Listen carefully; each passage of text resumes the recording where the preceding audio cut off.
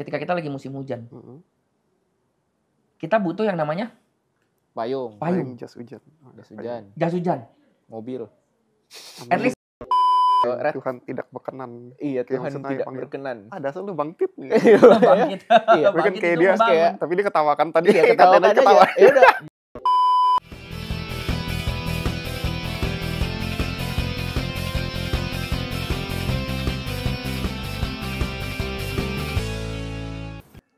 Oke nih kok. Konsepnya sih gue udah dapet ya. Cuma mungkin untuk membedah dengan Lebih dalam. atau mungkin lebih bisa spesifik, desona ya. Iya. Mungkin teman-teman kayak mikir lah jadi ini maksudnya apa? Jadi apa yang gue boleh dan apa yang gue nggak boleh lakukan nggak sih? Yes. Coba kita pikir-pikir kayak apa aja sih red flag kalau di Kristenan?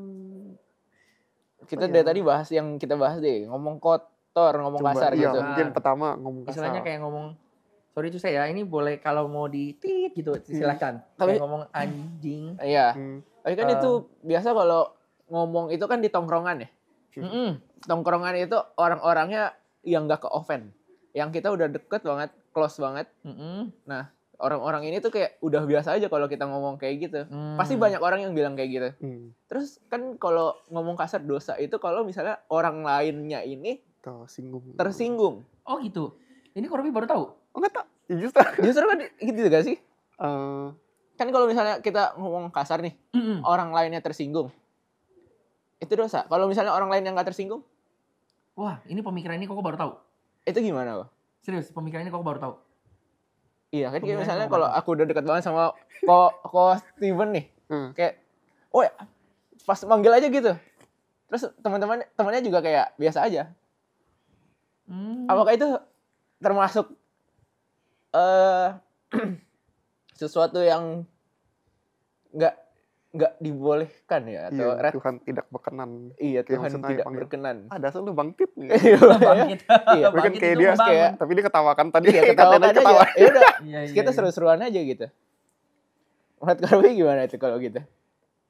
Ini agak berat ya. Agak berat. Tiba-tiba Korbi Waktu dilimpahkan pertanyaan seperti ini agak berat. Nah iya, itu kan tapi balik lagi ke sifat yang Konsep yang Kelly bilang itu Korbi baru dengar, jujur.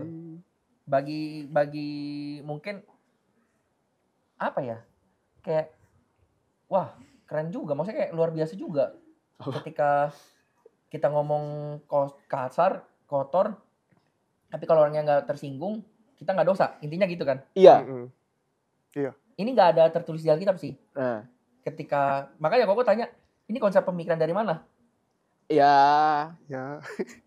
Dia apa ya? apa ya kayak kalau misalnya kayak dasarnya aja nih kita ngomong kasar kan nggak boleh karena takut menyinggung orang lain kan Memaki. memaki Mengutuk orang lain. mengutuk orang Mengutuk. lain atau ini masuknya nanti takutnya jadi kebiasaan. Lebih ke gini, Kel.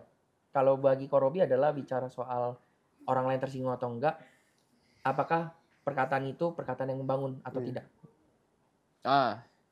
Bener dong? Iya. Pemikirannya seperti itu. At least walaupun mereka nggak tersakiti, apakah itu perkataan yang membangun atau tidak? Paham ya? Di sini kita pahamin dulu konsepnya. Ketika kita berbicara kasar, memperlakukan orang lain kayak seolah-olah kayak tidak menghormati mereka lah. Tapi mereka biasa aja dong. Kayak menurut Kelly kan kayak kita ketemu temen ngejek dia terus kayak ngomong kasar ini itu. Tapi kalau misalnya mereka nggak tersinggung ya bodo amat. Iya. Kita nggak dosa sama sekali. Nah, pertanyaannya adalah apakah perkataan itu adalah perkataan yang membangun dan perbuatan yang membangun atau tidak? Pertanyaannya, menurut Kelly itu membangun atau tidak? Pasti enggak kok kalau artinya di Indonesia kan misalnya bahasa kotor lah adalah nah itu kalau arti Indonesia pasti kasar kan tapi kalau misalnya orang tersebut udah mengartikan kata itu berbeda gitu misalnya kata binatang gitu tapi pas kita sebutkan itu kayak bisa menjadi kata membangun bagi orang tersebut gitu. Jadi membangun, wah, luar biasa juga. Bisa. Jadi kata membangun ya. Kristen progresif. Progresif. Membenarkan Oke, pemikiran nih. pertanyaannya gini. Perkataan-perkataan itu yang sering dikatakan oleh orang-orang yang tidak mengenal Kristus. Oh yes. Betul ya? Perkataan-perkataan seperti itu adalah perkataan-perkataan yang sering banget diucapkan atau perbuatan-perbuatan tersebut perbuatan yang sering banget diucapkan atau dilakukan sama orang-orang yang tidak mengenal Kristus. Korobi akan bawa ke landasan ayat dari awal ketika Tuhan kasih tema buat Korobi tentang Elevate. Korobi buka ya. Di Roma 12 ayat 2. Karena itu saudara-saudara, demi kemurahan Allah, aku menasihatkan kamu supaya kamu mempersembahkan tubuhmu sebagai persembahan yang hidup, yang kudus, dan yang berkenan kepada Allah. Itulah adalah ibadahmu yang sejati. Ayat kedua, janganlah kamu menjadi serupa dengan dunia ini. Tetapi berubahlah oleh pembaruan budimu, sehingga kamu dapat membedakan manakah kehendak Allah, apa yang baik, yang berkenan kepada Allah, dan yang sempurna. Nah, pertanyaannya tadi kan yang pertama Korobi tanyakan adalah membangun atau enggak. Yeah. Yang kedua pertanyaan adalah apakah itu baik? Iya. Enggak. Perkataan seperti itu apakah baik? Enggak. Yang ketiga, apakah itu berkenan kepada Allah? Yes. Berkenan enggak? Dan yang terakhir, apakah itu kata-kata yang sempurna yang Tuhan inginkan ada dalam kehidupan kita?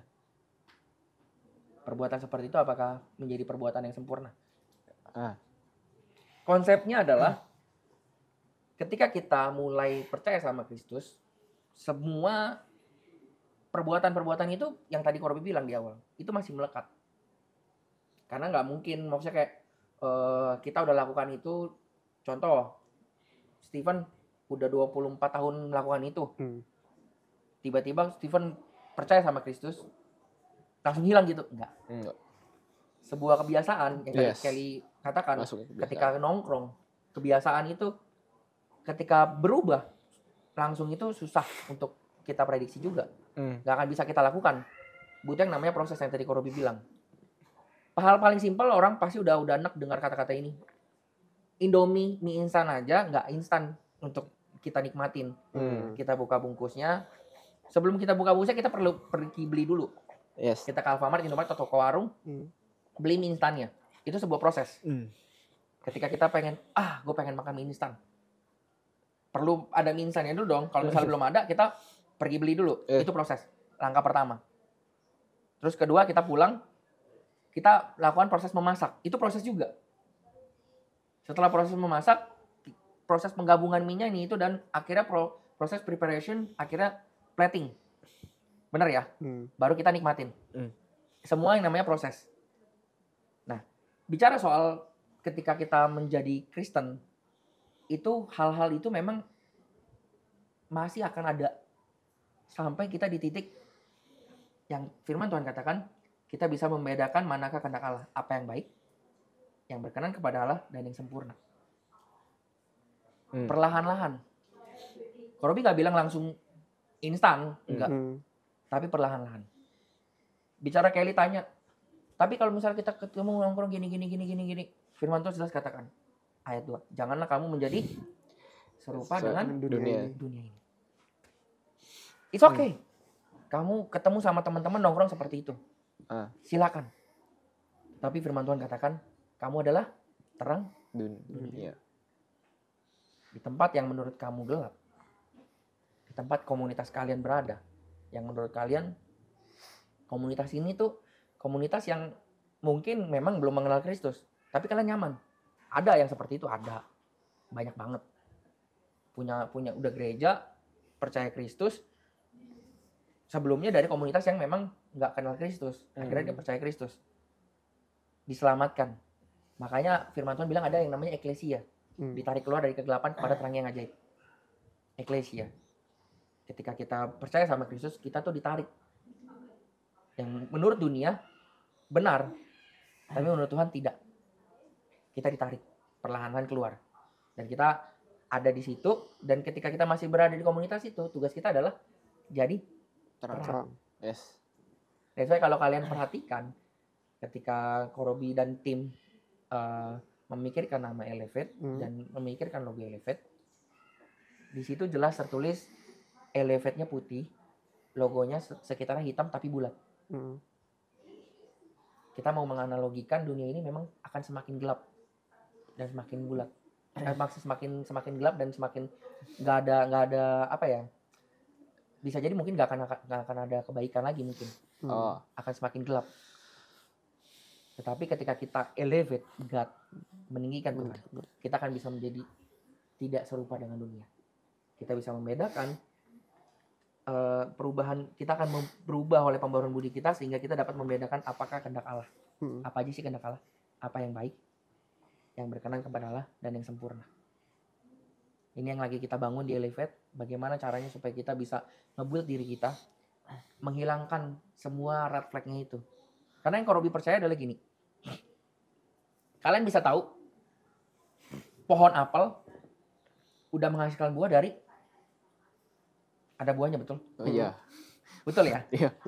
Terus buah apel ketika dari dia mulai tumbuh buah, dari tumbuh buah terus kelihatan matang, ada perubahannya, betul? Iya, hijau ke merah dari gitu. Kecil, gede, hijau, terus ke merah. Iya. Matang. Betul ya? Yang akan Korobi terapkan di sini adalah, yang Korobi mau bagikan bagi teman-teman, perubahan gak akan jadi perubahan kalau belum ada perubahan. Iya. Perubahan, Korobi ngomong pelan-pelan lagi ya. Perubahan gak akan jadi perubahan kalau gak ada perubahan. Yes. Kita bilang kita udah kenal Kristus, udah pelayanan di depan, bahkan udah sampai sharing loh, wah hebat, tapi hidup kita nggak berubah. Apakah itu bisa dibilang sebuah perubahan? Kita pelayanan di atas mimbar, kita pelayanan sebagai usher, kita pelayanan sebagai service, kita pelayanan sebagai kolektan, kita pelayanan sebagai multimedia, musik, preacher bahkan. Tapi ketika kita di luar, orang lain gak melihat Kristus dalam hati kita. Orang lain gak melihat kita meninggikan Tuhan dalam kehidupan kita. Apakah itu sebuah perubahan? Pertanyakan itu. Bukan lagi bicara soal kita hidup sesuai standarnya manusia, tapi sesuai standarnya Tuhan.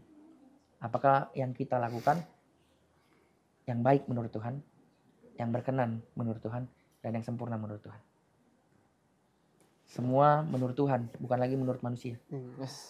Semuanya kita kembalikan kepada Tuhan. Karena bicara soal perubahan itu, terjadi perubahan yang signifikan, walaupun melalui proses yang panjang. Korobi awal pertama kali Korobi kenal Kristus itu benar-benar menyerahkan diri Korobi kenal Kristus itu SMP.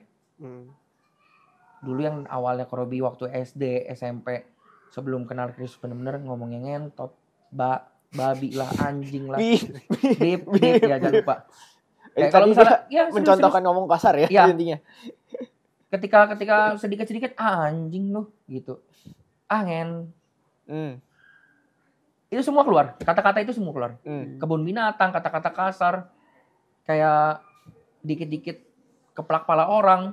Sampai di titik sekarang Korobi karena Korobi tahu, maksudnya kayak perlakuan itu nggak baik, Korobi nggak mau digituin. Dan Korobi di titik ini, Korobi nggak pernah gituin orang. Makanya ketika Korobi ketemu ada orang yang ketika menyapa sambil memukul atau apa, Korobi akan bilang, stop, jangan melakukan ini seperti itu lagi, gue nggak suka. Korobi kan ngomong baik-baik dulu. Korobi harus tetap mempraktekkan kasih, menegur dengan kasih. Jangan sampai ketika orang mukul kita, pak, langsung, lu mukul pak, gitu kan, nggak dengan kasih, betul ya? Korobi bisa berbicara di depan, Korobi bisa main musik, pelayanan untuk Tuhan, tapi Korobi nggak menegur orang dengan nggak pakai kasih. Lu mukul-mukul gue petak, gitu kan nggak mungkin. Nggak pakai kasih, betul ya? Betul ya? Firman Tuhan bilang seperti gong yang gemerincing, tidak ada gunanya. Tapi ketika kita tahu perubahan itu merubah Korobi dari SMP di titik sekarang. Melewati masalah-masalah, melewati permasalahan yang sulit, badai kehidupan kita. Itu yang memampukan Korobi bisa sampai di titik ini.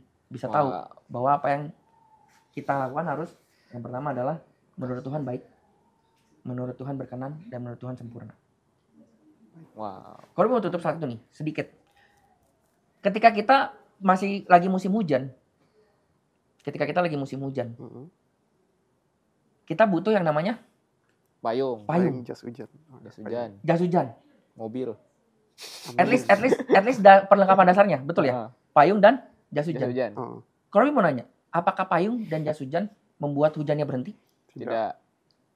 Tetapi ketika jas hujan dan payung ada sama kita, itu bisa membuat kita melewati hujan. Betul ya? Yes. Betul ya? Konsepnya di sini paham dulu ya. Payung dan jas hujan bukan membuat hujan jadi berhenti, tetapi membawa kita bisa melewati hujan tersebut. Betul ya? Yes. Kasih di dalam Tuhan. Ketika kita memiliki kasih, melewati dunia yang gelap ini, nggak semerta-merta bisa langsung membuat dunianya terang. Betul? Kasih. Yang terang kan kehidupan kita, tapi dunia kan masih gelap. Nggak semerta-merta bisa langsung membuat dunia ini terang. Tapi kasih itu memampukan kita untuk bisa menjadikan diri kita tetap menjadi terang untuk melewati dunia yang gelap ini. Wow. Ini yang Korobi mau tanamkan. Makanya konsep dari yang sangat-sangat dasar yang ingin Korobi tanamkan adalah miliki kasih. Kalau kita nggak memiliki kasih, kemanapun kita pergi, orang lain nggak akan melihat Kristus dalam kehidupan kita. Seperti itu. Sekian dari Korobi. Luar biasa. Berat ya. Jadi intinya teman-teman tongkrongan nih yang masih mikir ya udahlah ngomong kasar doang gitu bolehlah. Ingat kata Korobi. Be different, be the light. Be the light. Terus kita main aman aja. Kita lebih baik membicarakan kata-kata yang membangun. Betul. Dibandingkan kata-kata yang udah tahu kita artinya buruk tapi masih kita katakan gitu. Yes. Ini mungkin bahkan bukan di Kristen ya, bahkan di agama-agama tetangga juga. Kalau lihat di Korobi kayaknya tahu nih ada nih. Perbuatan-perbuatan red flag-nya dari yang nggak boleh kita lakukan ya, nih ya. Iya. Yang misalnya dari yang lain gitu. Yang lain diperbolehkan. Galatia 5. Tapi dalam kekristenan itu nggak dibolehkan. Sama-sama nggak boleh sebenarnya. Kayak kalau lihat Galatia 5 ayat 19. Kita bukan ya? Galatia 5 ayat 19. Nih. Di sini tertulis Galatia 5 ayat 16 sampai 26. Perikopnya adalah hidup menurut daging atau roh. Ini jelas, ini landasan ayatnya. Maksudku ialah hidup oleh roh, maka kamu tidak menuruti keinginan daging. Sebab keinginan daging berlawanan dengan keinginan roh. Dan keinginan roh berlawanan dengan keinginan daging. Karena keduanya bertentangan. Sehingga kamu setiap kali tidak melakukan apa yang kamu kehendaki. Akan tetapi jikalau kamu beri dirimu dipimpin oleh roh, maka kamu tidak hidup di bawah hukum Taurat. Perbuatan daging telah nyata. Ini ya, red flag-nya. Yaitu percabulan, kecemaran, hawa nafsu, penyembahan berhala, sihir, perseteruan, perselisihan, iri hati, amarah, kepentingan diri sendiri, percederaan, roh pemecah, kedengkian, kemabukan, pesta pora, dan sebagainya. Terhadap semuanya itu kuperingatkan kamu, supaya yang telah kubuat dahulu bahwa barang siapa melakukan hal-hal yang demikian, ia tidak akan mendapat bagian dalam kerajaan Allah. Tetapi buah roh ialah kasih, sukacita, damai sejahtera, kesabaran, kemurahan, kebaikan, kesetiaan, kelemah lembutan, penguasaan diri. Tidak ada hukum yang menentang hal-hal itu. Barang siapa menjadi milik Kristus, ia telah menyalibkan daging dengan segala hawa nafsu dan keinginannya. Jikalau kita hidup oleh roh, baiklah kita hidup juga dipimpin oleh roh.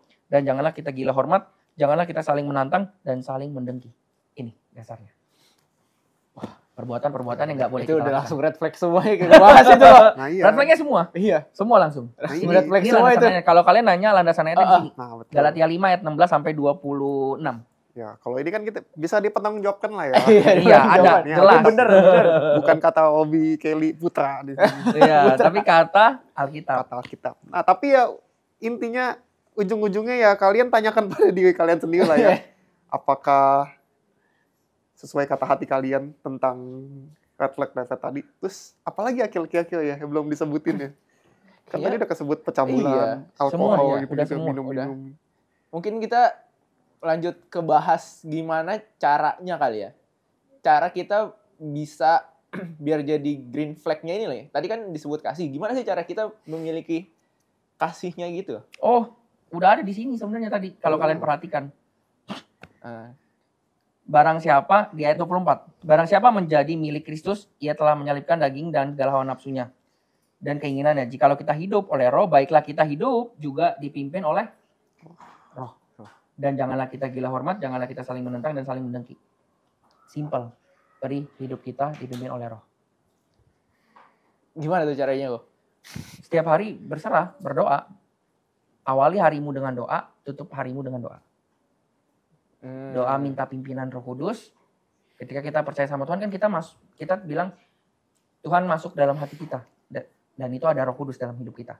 Kita aktifkan Roh Kudus yang di dalam diri kita. Firman Tuhan ketika kita percaya sama Tuhan, kita dibaptis dan Roh Kudus tinggal di dalam kehidupan kita. Karena Roh Kudus itu adalah Kristus itu sendiri. Dan Kristus itu adalah kasih. Makanya Korbi bilang, kalau misalnya kita udah percaya sama Kristus dan kita udah benar-benar memberikan diri kita sepenuhnya menjadi pengikut Kristus, Kristus ada dalam kehidupan kita. Dan tandanya yang paling dan yang paling benar dan yang paling signifikan adalah kita punya kasih. Karena hal yang menarik dari Galatia 5, kalau misalnya kalian lihat, tetapi buah roh ialah, kalau di sini kan ialahnya kayak banyak ya. Tapi kalau kita baca bahasa aslinya, the fruit of love, the fruit of spirit is love. Is jamak satu, kasih. Dari kasih ini, sifat dasar kasih ini, kita bisa yang namanya punya sukacita. Ketika kita mengasihi orang, kita punya damai sejahtera. Ketika kita mengasihi orang, kita bisa punya sabaran. Kita punya kemurahan, kebaikan, kesetiaan, kelemahan lembutan, dan penguasaan diri. Kasih.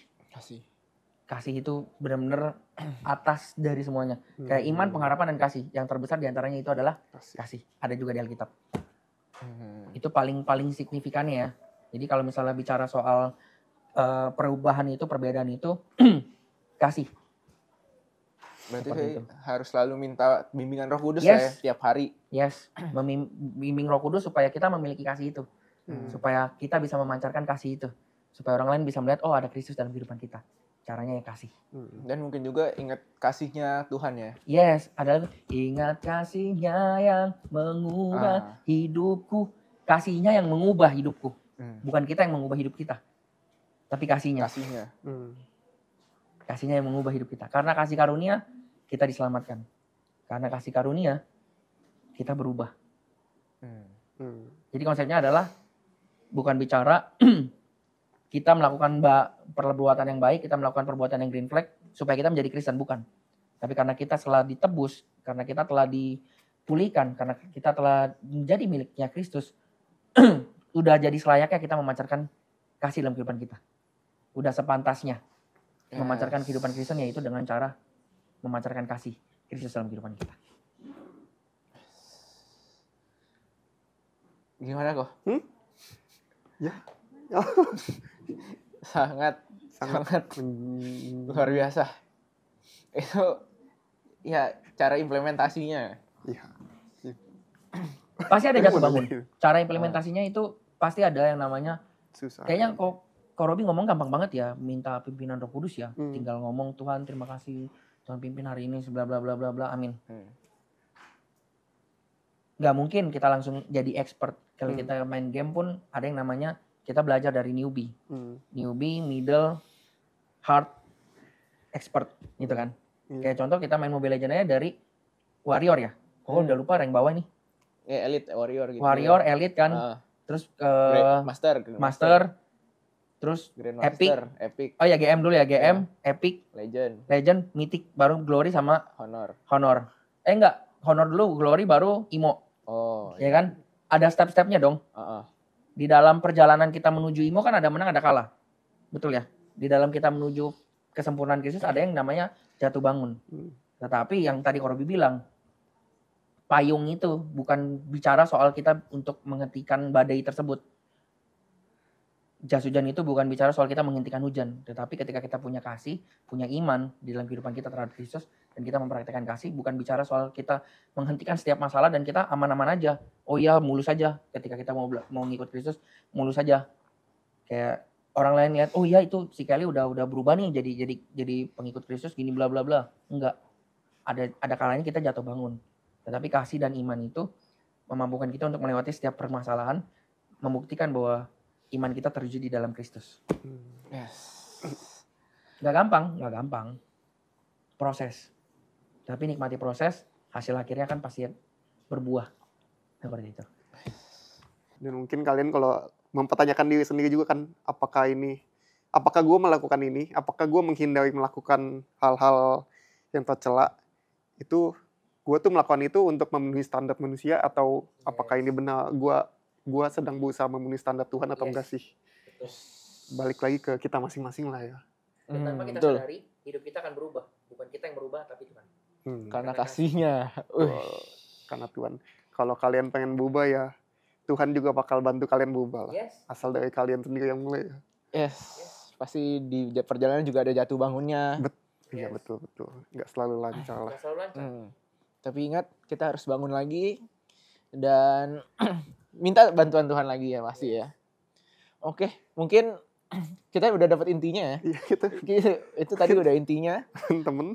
Bagi teman-teman yang mungkin masih ada pertanyaan nih, mungkin ada abu-abu, boleh mungkin langsung baca lagi di ayat tadi ya. Atau mungkin kalau masih bingung, boleh di komen di bawah. Mungkin ada sesuatu, mungkin sifat yang teman-teman masih bingung banget nih, ini green flag atau red flag. Tapi teman-teman harus ingat dulu baca ayat yang tadi. Baru kalau masih bingung ditanya di kolom komentar. Iya, nanti dari tim kita bakal follow up kalian juga. Iya, mungkin next podcast kita bakal bahas lagi ya tentang ini ya. Ya intinya juga kita di sini juga nggak menutup diri ya, kayak cuma balas-balasin via komen. Kalau emang dari kalian mau untuk lebih terkoneksi dengan kita, kayak pengen konsultasi lah, anggap ya teman-teman di sini bakal membantu. Karena tujuannya kan kita walaupun beda komunitas, nggak cuma di history ini kan juga sama-sama lah, kita kan sama-sama anak Tuhan lah ya. Saling menajamkan antara anak-anak. Betul, walaupun kayak kita po dan kota ya kita terbuka lah. Nanti Kobi yang jawab saya. Kobi bakal jawab. Kita lain aja. Ini nanti teman saya jawab Kobi namanya gitu. Bisa. Ya jadi ya gitu ya Kel ya. Mungkin kalau mau lihat konten-konten lain bisa di mana lihatnya? Iya, di YouTube kita pasti ya. Kalian ke bawah aja, boleh jangan lupa subscribe dulu ya. Di apa tuh nama akunnya? Di GBAP. GBAP Bunga Bakung. Di TikTok dan lain-lain ada juga. Di TikTok itu ada @elevateyouth_. Nah, bahkan kalau kalian mau debat langsung nih sama Kobi lagi, ya kalian boleh teman-teman kunjungin aja ke GBAP langsung. Kunjungin aja ya. Lihat aja IG kita, dicantumin alamatnya. Alamat jam ibadah kebaktian. Ibadah. Alamat rumah boleh. Alamat kantor mau sekalian. Nanti kalian datang langsung lah ke sini. Wah, kita udah bukan promosi media sosial. Promosi ibadah. Betul. Nggak tahu ya editor kita potong atau enggak ya.